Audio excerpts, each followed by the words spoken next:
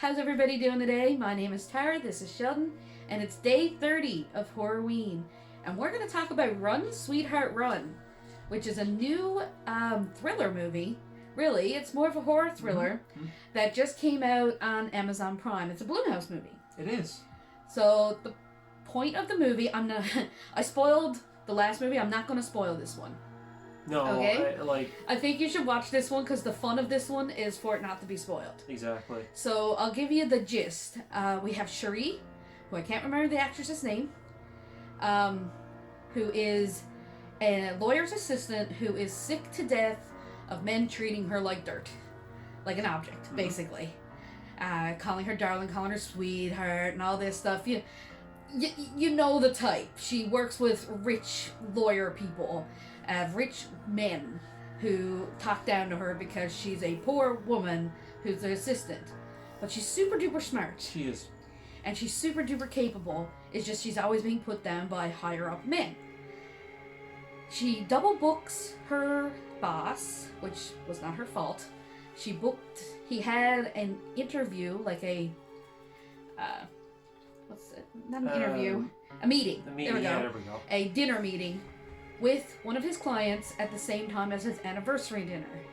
That's on him, for one thing. But anyway, this client is Ethan.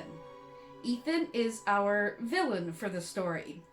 So he has the assistant meet with Ethan instead of himself. And the first 20 minutes of this movie is a romantic drama, a romantic comedy even. Yeah. This is a romance movie in the first 20 minutes.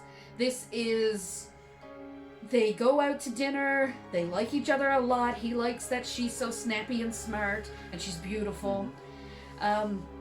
She likes that he's not hoity-toity like her boss and treats her like a human being, not just some dumb woman. Also, it becomes a point to point out that she gets her period just before she goes.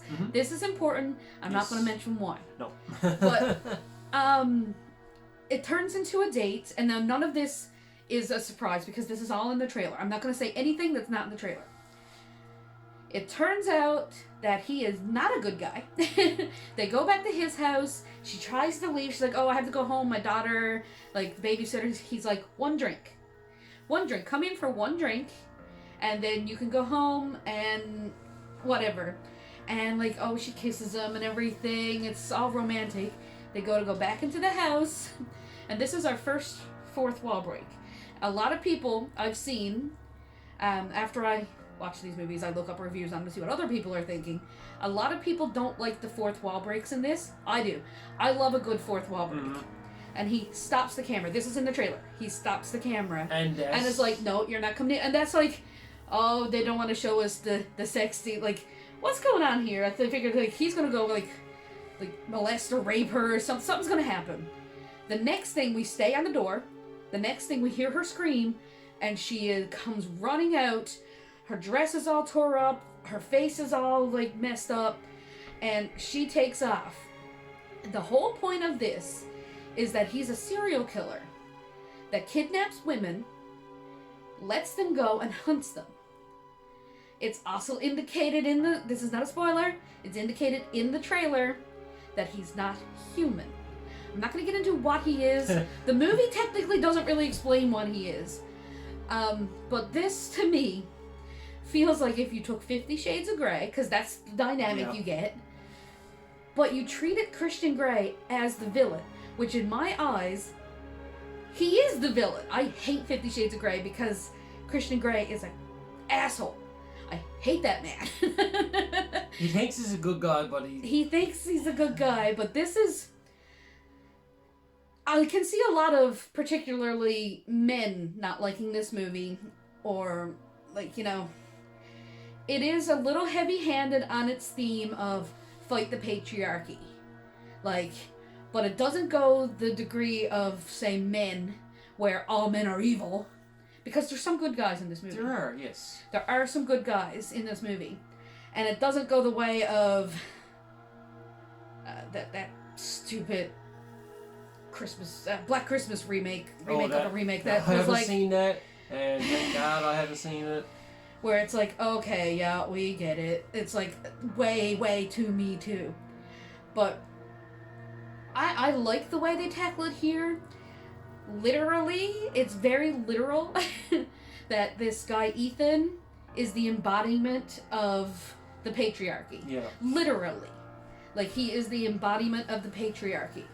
And she is the feminist coming to fight the patriarchy. That's literally the point of this movie. If that bothers you, you're not going to have fun with this. It doesn't bother me. I'm, like...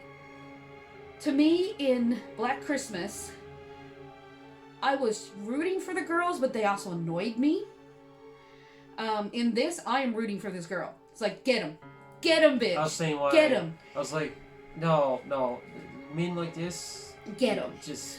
But the thing that they did in this, that I think made it more entertaining to me, is that in Black Christmas, the dudes that were the bad dudes were bad dudes. Mm-hmm. You hated them. In this is the most likable man. Because you like this dude. But you hate him at the same time. He's so much fun to watch. He is. Yeah. I can't pronounce his name. The actor's name I cannot pronounce. But he is in Game of Thrones. He's a Greyjoy. He's handsome as fuck. He's charming. He's witty. He's smart. He's just evil as fuck.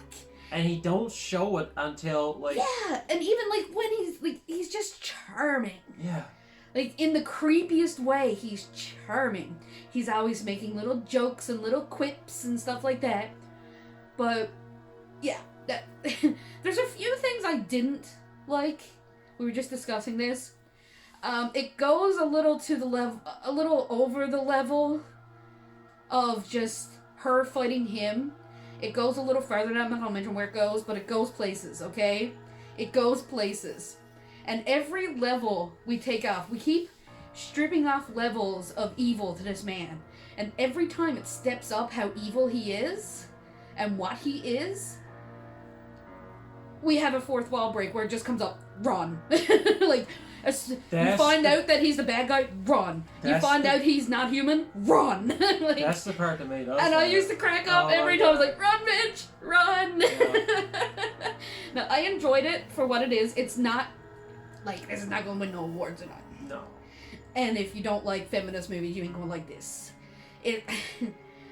Some people would call it, like, woke. To me, I just call it cathartic. And the ending, I had wished the ending was a little more. Yeah, like, really don't like. I wish that more I really wanted to see this man get what was coming to him. Mm-hmm. You really despise this motherfucker. So, like, you really want to see him get his due. And he does. But it's not. But it's not as extravagant as I would have liked to have seen. I would have liked to have seen this go ape shit, balls to the wall at the end. It works, but, you know, it could have been more. And also, I could have done with a little more gore. There's some. There is some, yes. There's a really cool decapitation in this, and it is on screen. That's pretty cool. And, like, she gets the shit kicked out of her. Like, she is... very surprised that she's able to survive. I will mention the period thing comes in a lot. And I did mention he's not human. One of the supernatural factors about him is that he likes to hunt women that he gets a scent of, and he can smell their blood. Mm-hmm. She's on her period, and there's a whole theme through this where she can't get a goddamn tampon to save her life. She's trying to get a tampon, she can't get a fucking tampon. And that comes up a lot. So if things about periods and stuff bother you, which, you know, we're grown-ups. Periods are real. Exactly. Let's get over it's icky periods. Women bleed. We don't wanna. So, you know, it's supposed to be taboo, but guess what? It happens. It's real. We're gonna get over that, okay? So, yeah. And even, like, her ex in it. Oh, who you think that is a bad dude, but he's not. No. Like, he's like, yeah, I'll go get tampons for you. Yeah. And he does. Like, whatever. Like, the girl, like, the men in this are treated as most of them are against her. Not against her, but like, she goes to the police station, they call her a crackhead because she's all like done up. Like, no, they arrest her for being drunk even though she was just attacked and possibly raped. Like, nobody will believe her except women. Yeah. Women believe her. Women know what's going on. And people know more than what they're letting on, too. There's a bit of a conspiracy thing with the rich people, and particularly rich white men. But it's not all men in this one. That's what I like. In Men, it was all men. Literally. In the movie Men, everybody was played by the same actor. And it was like, okay, yeah, that's a bit heavy-handed. But this one... But I do understand that it's all men until it's no men mentality, too. But in this, it's not all men. It's not. Because some of the men are great. But we get the idea that this guy can influence men, too. So, I'm saying a bit too much here now. I think this one should be watched. Yeah. It's a lot of fun. Trying to spoil it. Try not to think about it too much. Try not to think about the wokeness of it too much. And just have fun with it. And I think it's a real fun movie. I'm going to watch it again. I get a kick out of it. Yeah. Just for the fact of the performance of that man that I can't pronounce his name, who's in Game of Thrones. He's a Greyjoy. Like, in that movie, the acting is fucking the acting amazing. is fantastic. Like, and it looks gorgeous. And it's just funny enough to watch. Like, the timing of some of the gags, and it's not a comedy, but it's funny. Oh, yeah. It's not a horror comedy, but it do have funny moments where the gags are like, alright, I see what you're doing here. So yeah, check out Run, Sweetheart, Run, and fight the patriarchy.